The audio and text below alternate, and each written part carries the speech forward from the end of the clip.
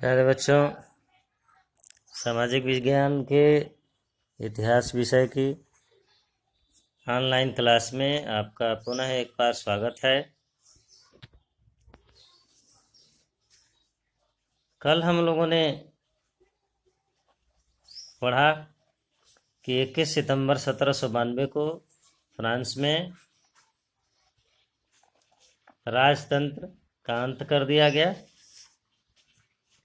और वहाँ जैकोबिनो क्लब के मुख्य नेता के द्वारा सरकार बनाया गया। जैकोबिन क्लब का मुख्य नेता मैक्सिमिलियन रोबेस्पियर था।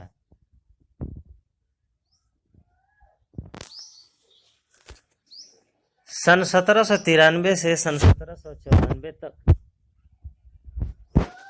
ये उसके काल को आतंक का काल यानी आतंक का युग कहा जाता है। रोबेस्पियर ने नियंत्रण एवं दंड की सख्त नीति अपनाई। उसके हिसाब से गणतंत्र के जो भी शत्रु थे, कुलीन एवं पादरी, अन्य राजनीतिक दलों के सदस्य, उसकी कार्यशैली से असहमति रखने वाले पार्टी के सदस्य, उन सभी को गिरफ्तार करके जेल में डाल दिया गया और एक क्रांतिकारी न्यायालय द्वारा उन पर मुकदमा चलाया गया। यदि न्यायालय उन्हें दोषी पाता तो गिलोटीन पर चढ़ाकर उनका सिर कलम कर दिया जाता था। गिलोटीन दो खंभों के बीच लटकते आरे वाली मशीन था जिस पर रखकर अपराधी का सिर धड़ से अलग कर दिया जाता था। इस मशीन का नाम इसके आविष्कारक डॉक्टर गिलोटीन के नाम पर पड़ा। यह याद रखने योग्य तथ्य है, गिलोटीन के आविष्कारक डॉक्टर गिलोटीन थे और गिलोटीन मौत की सजा देने वाला मशीन था। रोबेस्पियर ने कानून बनाकर मजदूरी एवं कीमतों की अधिकतम सीमा तय कर दी। गोश्त एवं पाव रोटी की राशनिंग कर दी गई। राशनिंग का मतलब सरकारी व्यवस्था के तहत वितरण करने का प्रावधान कर दिया गया। किसानों को अपना अनाज शहरों में ले जाकर सरकार द्वारा तय कीमत पर बेचने के लिए बाध्य किया गया। अपेक्षाकृत महंगे सफ़ेद आटे के इस्तेमाल पर रोक लगा दी गई। सभी नागरिकों के लिए साबुत गेहूं से बनी और बराबरी का प्रतीक मानी जाने वाली समता रोटी खाना अनिवार्य कर दिया गया। साबुत का मतलब अच्छा गेहूं। बोलचाल और संबोधन में भी बराबरी का आचार व्यवहार लागू करने की कोशिश की गई। परंपरागत मानसूर माने महाशय, मदाम माने महोदया के स्थान पर अब सभी फ्रांसीसी पुरुषों एवं महिलाओं को चितोयेन यानी नागरिक एवं सितोयिन यानी नागरिका नाम से संबोधित किया जाने लगा।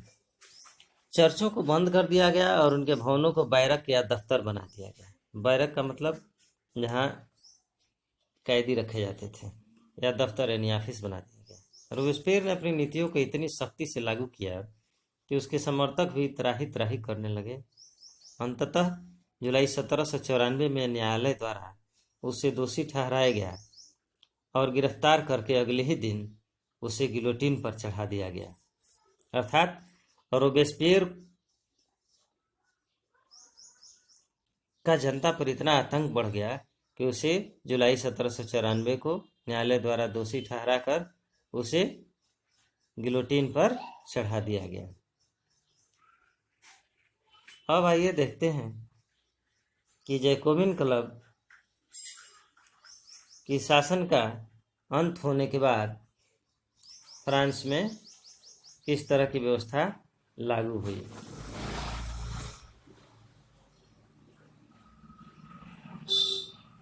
फ्रांस में जैकोबिन सरकार के पतन के बाद मध्य वर्ग के संपन्न तबके के पास सत्ता आ गई। नए संविधान के तहत सत्ताविहीन तबके को मताधिकार से वंचित कर दिया गया। इस संविधान में 2 चुनी गई विधान परिषदों का प्रावधान था। इन परिषदों ने 5 सदस्यों वाली एक कार्यपालिका डायरेक्टरी को नियुक्त किया। इस प्रावधान के जरिए जैकोबिनों के शासन काल वाली एक व्यक्ति केंद्रित कार्यपालिका से बचने की कोशिश की गई, लेकिन डायरेक्टरों का झगड़ा अक्सर विधान परिषदों से होता और तब परिषद उन्हें बर्खास्त करने की चेष्टा करती।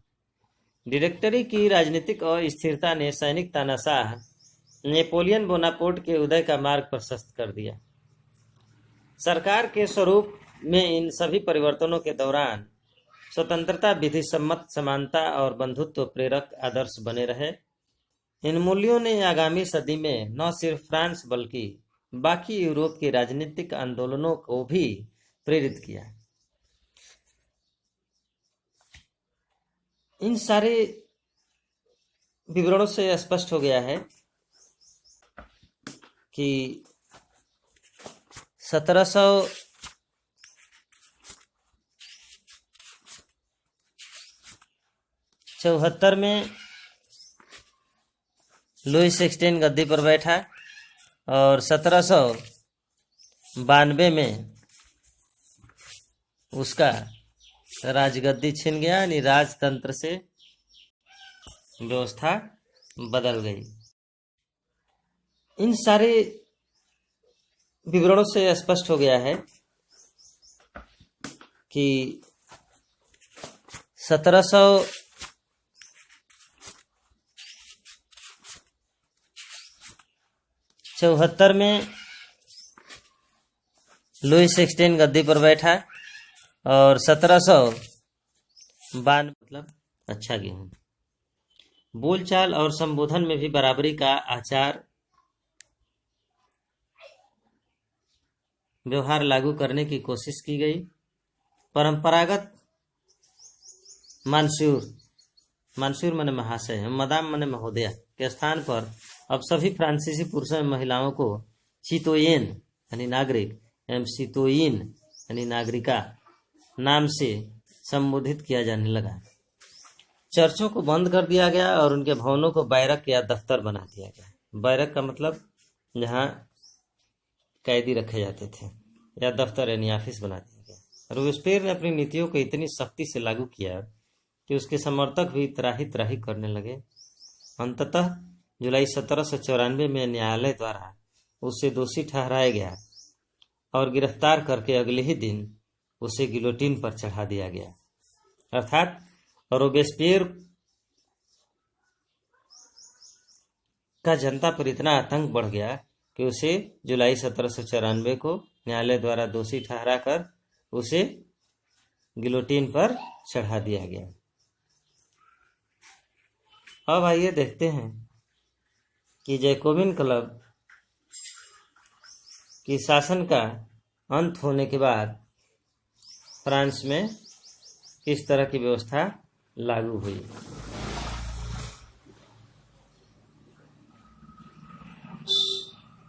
फ्रांस में जैकोबिन सरकार के पतन के बाद मध्य वर्ग के संपन्न तबके के पास सत्ता आ गई। नए संविधान के तहत सत्ताविहीन तबके को मताधिकार से वंचित कर दिया गया। इस संविधान में 2 चुनी गई विधान परिषदों का प्रावधान था। इन परिषदों ने 5 सदस्यों वाली एक कार्यपालिका डायरेक्टरी को नियुक्त किया।